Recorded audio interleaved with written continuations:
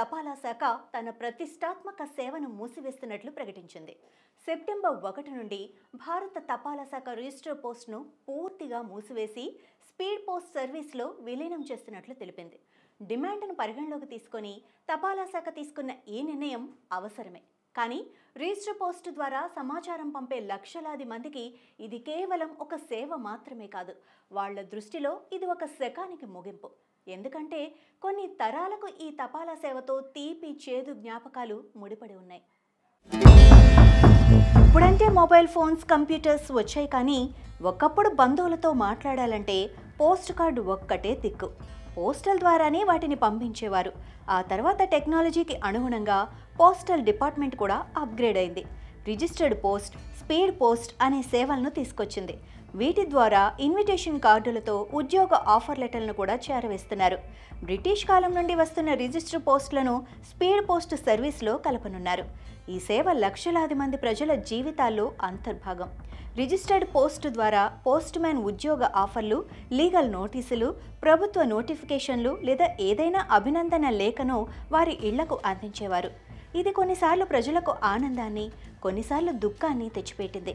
Private courier యాప్లో ప్రస్తుతం నడుస్తున్న ట్రాకింగ్ సేవలను ఉపయోగించే నేటి తరానికి ఈ మార్పు చిన్న విషయంగా అనిపించవచ్చు. కానీ నిన్నటి తరానికి, అంతకు ముందు తరాలకు ఈ సేవతో భావోద్వేగమైన అనుబంధం ఉంది.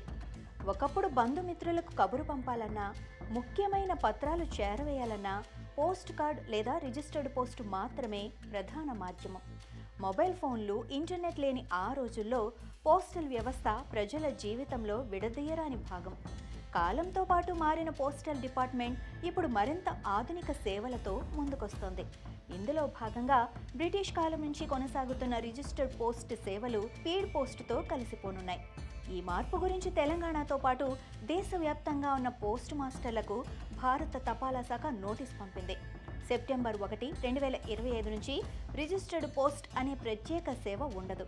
రిజిస్టర్డ్ పోస్ట్ సేవలు 1854లో అప్పటి బ్రిటిష్ రాజ్ లార్డ్ డల్హౌసీ ప్రవేశపెట్టిన ఇండియా పోస్ట్ ఆఫీస్ చట్టంతో ప్రారంభమైంది. అంతకుముందు 1766లో Warren Hastings East India Company ఆధ్వర్యంలో కంపెనీ మెయిల్ మొదలైంది. దాదాపు 171 సంవత్సరాలుగా రిజిస్టర్డ్ పోస్ట్ ముఖ్యమైన పత్రాలను, వస్తువులను సురక్షితంగా, నమ్మకంగా పంపించడానికి ప్రధాన మార్గంగా నిలిచింది. ముఖ్యంగా లీగల్ నోటీసులు, అపాయింట్మెంట్ లెటర్లు, బ్యాంకింగ్ సంబంధిత పత్రాలు వంటి వాటిని పంపటానికి ఇది ఎంతగానో ఉపయోగపడింది. పంపిన వస్తువు అవతలి వారికి చేరినట్లు రసీదు పొందటం దీనిలోని ఒక ప్రత్యేకత. ఇది చట్టపరంగా కూడా ఎంతో విలువైనది. తపాలా శాఖ తమ సేవలను ఆధునీకరించే ప్రయత్నంలో భాగంగా ఈ నిర్ణయం తీసుకుంది. దేశీయ పోస్టల్ సేవలను క్రమబద్ధీకరించటం, పనితీరును మెరుగుపరచటం, ట్రాకింగ్ వ్యవస్థను బలోపేతం చేయటం ఈ విలీనం వెనుక ఉన్న ప్రధాన లక్ష్యాలు. స్పీడ్ పోస్ట్ ప్రధానంగా వేగవంతమైన డెలివరీకి ప్రాధాన్యత ఇస్తుంది. ఇప్పుడు రిజిస్టర్ పోస్ట్ సేవలు స్పీడ్ పోస్ట్లో కలపటం వల్ల డెలివరీలు మరింత వేగంగా చేరుతాయి. ముఖ్యంగా స్పీడ్ పోస్ట్ ద్వారా మీ పార్సిల్ ఎక్కడి వరకు చేరిందో ఆన్లైన్లో చెక్ చేసుకునే సౌకర్యం ఉంటుంది. ఇది రిజిస్టర్డ్ పోస్టులో లేదు. ఒక సేవ ఉండటం వల్ల పోస్టల్ శాఖ పని మరింత సులభమవుతుంది. జూలై 31, 2025లోగా అవసరమైన అన్ని మార్పులు చేసుకోవాలని అన్ని ప్రభుత్వ కార్యాలయాలు, కోర్టులు, సంస్థలను పోస్టల్ శాఖ కోరింది. ఈ విలీనం వల్ల పోస్టల్ సర్వీస్ ధరలు పెరిగే అవకాశం ఉందని వినియోగదారులు ఆందోళన చెందుతున్నారు. సాధారణంగా రిజిస్టర్ పోస్టుకు స్పీడ్ పోస్ట్ కన్నా తక్కువ ఛార్జీలుంటాయి. ఉదాహరణకు రిజిస్టర్డ్ పోస్ట్ కనీస ఛార్జ్ సుమారు 26 అయితే స్పీడ్ పోస్టుకు ఇది 41 రూపాయల వరకు ఉంటుంది.